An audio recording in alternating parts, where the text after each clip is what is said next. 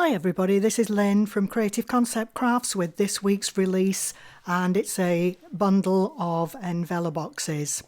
I've decided to do this release because there's times when we don't need a box for a card, an envelope will do, but we need one that's got a bit more spring in. So this particular one, there's 1/4 of an inch, and I find it's great if you've got maybe something like a stepper card with a flower on. It just fits the bill perfectly. I've done a scalloped edge on all of the envelopes, and there are 5 different designs. Okay, so it's quite a big bundle, and there's 8 sizes in each one too. So we've done the basic DL 7x5, which is actually 7.5 by 5.5. There's an 8.5 by 5.5 to fit the stepper card in that I did last week. And there's a 6x6 and a 7x7. They're all one piece. And then I've also done 2-piece in 6x6, 7x7 and 8x8. This is the one-piece envelope I'm doing now, just burnishing down the 2 score lines on each side. So make sure they're well flattened down on all sides. And what I do, I fold them in and then make sure that you've got the sides flat to be able to put them together. I'm just putting the little liner in here so that you've got a pretty contrast to the decor piece that's cut out of the back of the envelope. So on the plain one, obviously this piece will be omitted, but on all the other decor designs, there's kaleidoscope, Tiffany, carnation and starburst.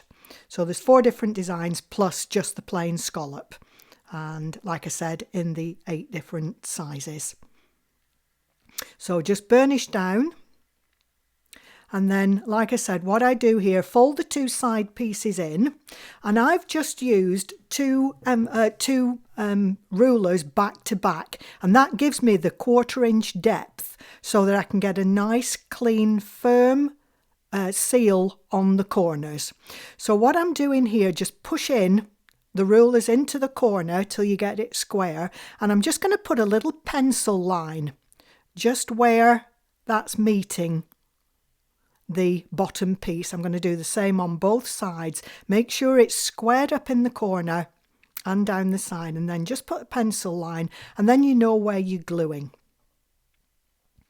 So you're gluing up across, if you imagine a straight line running from the edge through your pencil line and round. So it's a quick and easy make is this one today. But I think, like I said, if you don't need a box, it's a really pretty envelope, but it's got that little bit of spring in there to really finish off. If you're going to give a card, give it with some style, I always think. So I'm just lining up in that corner, and you can really push down to get that edge burnished. And then just move your ruler in towards the centre, and you'll be able to push down the rest of the area. I was struggling when I first designed this to get it down, and then I suddenly put the 2 rulers together and I thought, perfect. I was looking for a piece of wood and something else, couldn't find anything, and I had it to hand at my desk all the time. So it really works, and you can get a really good clean edge. So I'm just sliding it across, and then you can burnish well down. So all you need now is just something to complete, to seal the envelope. You've one of 2 options here. Either the envelope glue, if anybody's got that, or I've got it, but I actually prefer to use the double-sided tape. So I'm just putting it to the edge of the scallop, the pink scallop.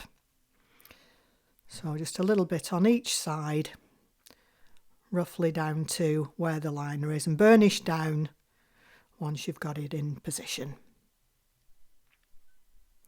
And that will be the one-piece envelope completed. No matter what size it is, they're all done exactly the same way.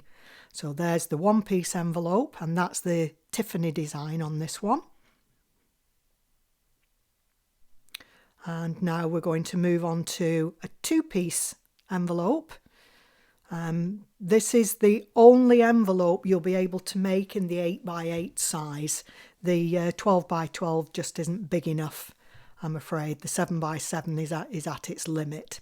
So the 8x8 is the only envelope in a two-piece that you'll be able to get onto your mat.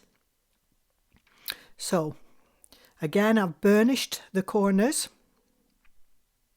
and I'm going to just flatten that down, and I'm going to add the back part of the envelope to the tab to start off before we start to add the liner piece to the flap. This can be drying while we're adding the liner. So just lining up to the edge on each side and to the fold line, and make sure it's well burnished down. Okay, so now while that's drying, I'm going to go on and add the liner piece. On the two-piece envelope, I've put 3 little designs because it's slightly bigger, being a squarer shape. So again, just lining up. It's about just over 1/4 of an inch. So burnishing down. I just think they look so pretty with the contrast. And again, I'm going to use the same trick with my ruler. This time it's just a straight line on either side. So you'll just be gluing the tab.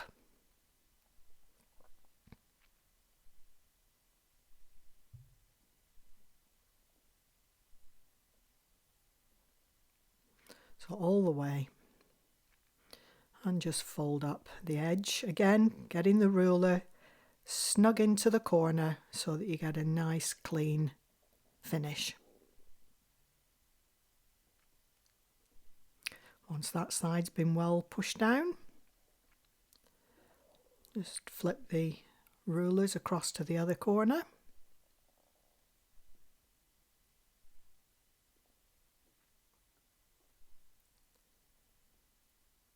And we're going to repeat exactly the same thing. Just glue into the tab, push that ruler into the corner, get the bottom corner in line, and everything else will fall into place.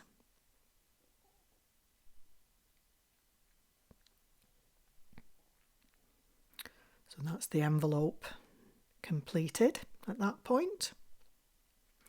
And again, I'm just going to add some double-sided tape. Like I said, you could also, if you wanted, add the envelope glue as an alternative to this one. Burnish it well down, and then it's easy to remove. And there you've got a beautiful envelope to tie in and match with your beautiful cards. So we've got the kaleidoscope, Tiffany, starburst, and the carnation. You'll find more photographs at the beginning and end of the video. I haven't even stuck some of these together. So a really, really pretty collection in the different sizes. That's all for now. Hope you enjoy. I'm sure you'll find this one useful. Until the next time, bye for now.